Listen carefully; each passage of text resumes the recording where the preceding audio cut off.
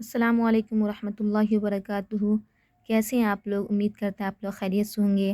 آج ہم منہاج العربیہ حصہ دوم شروع کریں گے، کیونکہ منہاج العربیہ حصہ اول ختم ہو چکا ہے۔ تو چلیے ہم منہاج العربیہ حصہ دوم کے پہلے سبق پہ نظر رکھتے ہیں۔ یہ منہاج العربیہ حصہ دوم کا پہلا سبق ہے۔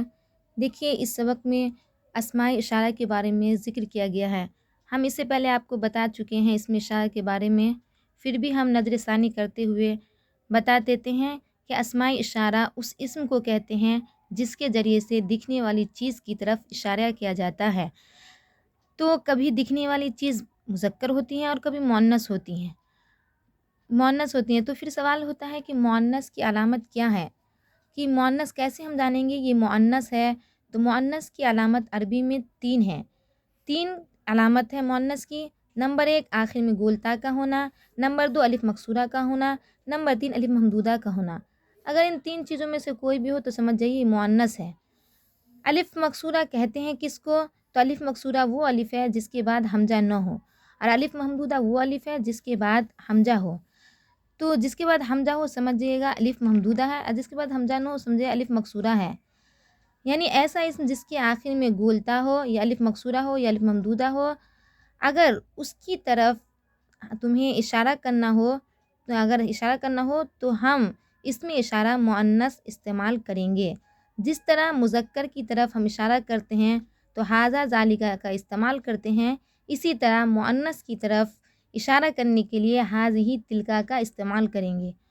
اور یہ بات بھی یاد رکھیے کہ ھذہ یہ قریب کے لیے استعمال کیا جاتا ہے اور تلک وہ بعید کے لیے استعمال کیا جاتا ہے۔ تو چلیے ہم سبق کو شروع کرتے ہیں۔ بسم اللہ الرحمن الرحیم۔ رب یسر ولا تعسر وتمم بالخیر وبک نستعین یا فتاح رب زدنی علما رب زدنی علما رب زدنی علما۔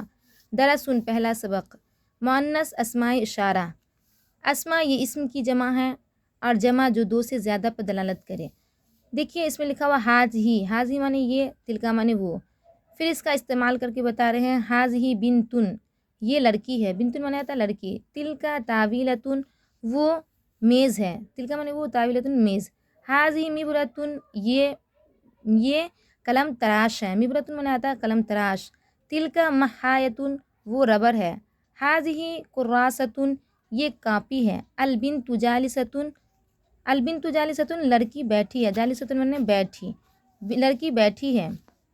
الطاولۃ صغیرۃ، طاولۃ مطلب آتا ہے میز۔ الطاولۃ صغیرۃ، میز چھوٹی ہے۔ المبرۃ جدیدۃ، مبرۃ قلم تراش، جدیدۃ نئی ہے، قلم تراش نئی ہے۔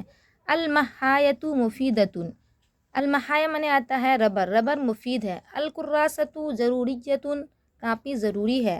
ھذہ البنت جمیلۃ، یہ لڑکی خوبصورت ہے۔ لا قبیحۃ، بری نہیں۔ تلک الطاولۃ صغیرۃ، وہ میز چھوٹی ہے۔ لا کبیرۃ، بڑی نہیں۔ تلک المبرۃ جدیدۃ، وہ مبرۃ مانا تھا قلم تراش، وہ قلم تراش نہیں ہے۔ لا قدیمۃ، پرانی نہیں۔ کل شیء فی ھذا الرسم للبنت، کل شیء ہر چیز، فی ھذا الرسم اس تصویر میں، للبنت لڑکی کے لیے ہے۔ پھر کہہ رہے ہیں البنت مشغولۃ بالقراءۃ، لڑکی مشغول ہے پڑھنے میں۔ مشغولۃ مشغول ہے، بالقراءۃ پڑھنے میں۔ القراءۃ لازمۃ لکل بنت، پڑھنا لازم ہے لکل بنت ہر ایک لڑکی کے لیے۔ اسئلہ، یہ عربی میں سوال ہے، اس کا عربی میں جواب دینا ہے۔ این تلک البنت، لڑکی کہاں ہے؟ این تلک، وہ لڑکی کہاں ہے؟ تو اس کا آپ جواب دیجیے گا تلک البنت فی الغرفۃ، لڑکی کمرے میں ہے، وہ لڑکی کمرے میں ہے۔ لمن المبرۃ، پھر کہہ رہے ہیں لمن المبرۃ، قلم تراش کس کے لیے ہے؟ تو اس کا جواب دیجیے گا المبرۃ للبنت، قلم تراش لڑکی کے لیے ہے۔ لمن الکراسۃ، کاپی کس کے لیے ہے؟ تو اس کا جواب دیجیے الکراسۃ للبنت، کاپی لڑکی کے لیے ہے۔ کیف تلک المبرۃ، وہ قلم تراش کیسی ہے؟ تو کہے گا تلک المبرۃ، وہ قلم تراش جدیدۃ نئی ہے۔ این الطاولۃ، میز کہاں ہے؟ تو اس کا جواب دیجیے گا الطاولۃ امام البنت، میز لڑکی کے سامنے ہے۔ من مشغول بالقراءۃ، کون مشغول ہے پڑھنے میں؟ تو اس کا جواب دیجیے گا مشغول بالقراءۃ البنت مشغول بالقراءۃ، لڑکی مشغول ہے پڑھنے میں۔ پھر کہہ رہے ہیں ترجمہ کرو، یہ کاپی ہے، تو یہ کاپی ہے، حاضی کراستن یہ کاپی ہے، وہ ربر ہے، تو وہ ربر ہے، تل کا ربر کا محایتن، تل کا محایتن وہ ربر ہے، یہ قلم تراش ہے، تو کہیے گا حاضی مبرتن یہ قلم تراش ہے، وہ باغ ہے، تل کا حدیقتن وہ باغ ہے، یہ مدرسہ ہے، حاضی مدرستن یہ مدرسہ ہے، یہ میز ہے، حاضی طاولتن یہ میز ہے، وہ کرسی ہے، تو کرسی مذکر ہے تو اس کے لیے اس میں شرح مذکر لائیں گے، تو اس میں شرح مذکر ذالک الکرسیوں، ذالک کرسیون وہ کرسی ہے، یہ دوات ہے، حاجی دواتن یہ دوات ہے، وہ قلم ہے، وہ قلم ہے، یہ مذکر ہے تو اس کے لیے اس میں شرح مذکر لائیں گے، تو ذالک قلمن وہ قلم ہے، یہ لڑکا ہے، ھذا ولدن یہ لڑکا ہے، وہ لڑکی ہے، وہ لڑکی ہے، تل کا بنتن وہ لڑکی ہے، باغ خوبصورت ہے، الحدیقۃ جمیلتن باغ خوبصورت ہے، مدرسہ بڑا ہے، تو مدرسہ بڑا ہے تو کہیے گا مدرستن، المدرسۃ کبیرتن مدرسہ بڑا ہے، اسی طرح باغ خوبصورت ہے تو کیا ہوگا الحدیقۃ جمیلتن باغ خوبصورت ہے، المدرسۃ کبیرتن مدرسہ بڑا ہے، گفتگو مفید ہے، تو المحادثۃ مفیدتن گفتگو مفید ہے، پھر کہہ رہے ہیں تعطیل قریب ہے، تعطیل کہا گا العطلۃ قریب کا قریبتن، العطلۃ قریبتن قریبن، العطلۃ قریبن تعطیل قریب ہے، وہ باغ مشہور ہے، وہ باغ تو کہیے وہ باغ کا تلک الحدیقۃ مشہورتن وہ باغ خوبصورت ہے یا معروفتن، میوہ لذیذ ہے، میوہ کا آتا ہے الفاکہۃ معنی میوہ، لذیذتن معنی لذیذ، الفاکہۃ لذیذن میوہ لذیذ ہے،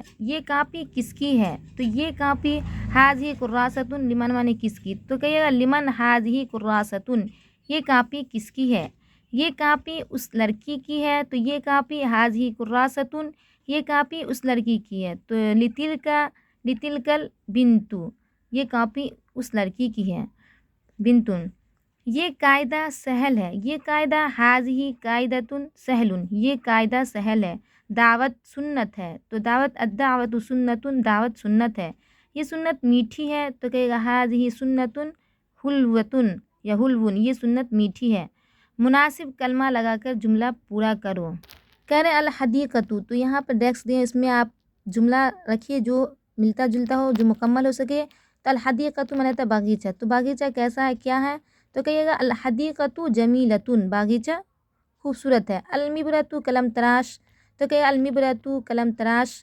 قدیمتن پرانی ہے یا جو چاہے آپ کہہ سکتے ہیں، جدیدتن نئی ہے، تل کا وہ تو کہ تل کا البنت وہ لڑکی ہیں، جالستن بیٹھی ہیں، تو کون بیٹھی ہیں، تو لگا دیجئے البنت جالستن لڑکی بیٹھی ہیں، حاضی محایتن یہ ربر ہے، الدوات للکتابتی دوات لکھنے کے لیے، الببغاء طوطا جمیل خوبصورت ہے، الحبر اسود روشنائی سیاہ ہے، المحادثۃ تو ھذا یوم المحادثہ یہ گفتگو کا وقت ہے، البرتقال لذیذۃ سنترا لذیذ ہے، یا کہیے البرتقال حامضۃ سنترا کھٹا ہے، التفاح لذیذ سیب لذیذ ہے، کنو الموزی کیلے کی فنی کیا ہے، تو معلق لٹکی ہوئی ہیں، مدرستن تو کہ حاضی مدرستن یہ مدرسہ ہے، فاکہانی میوے والا، حاضی فاکہانی یہ میوے والا ہے، لذیذتن تو یہاں پہ آپ رکھ دیجیے البرتقال لذیذتن سنترا لذیذ ہے، اسی طرح ہے تعلیم القرآنی قرآن کی تعلیم، تو تعلیم القرآنی سہل قرآن کی تعلیم آسان ہے، الاسلام حق اسلام حق ہے، رسول اللہ محمد صلی اللہ علیہ وسلم اسلام کے رسول محمد صلی اللہ علیہ وسلم ہے، تو اپنے حساب سے اس میں بھرنا ہوگا، اگر آپ کو کوئی چیز اس میں سمجھ میں نہ آئے تو آپ ہم کو ہمارے چینل عالمہ سلمیٰ ایجوکیٹر پہ آ کے آپ ہم کو کمنٹس کر کے بتا سکتے ہیں کہ فلاں حروف ہم کو سمجھ میں نہیں آ رہا ہے یا ان کا معنی سمجھ میں نہیں آ رہا ہے، تو ہم انشاءاللہ پوری کوشش کریں گے آپ کو سمجھانے کے لیے، پھر ملیں گے اگلے سبق میں، تب تک اپنا خیال رکھیے گا، اللہ حافظ۔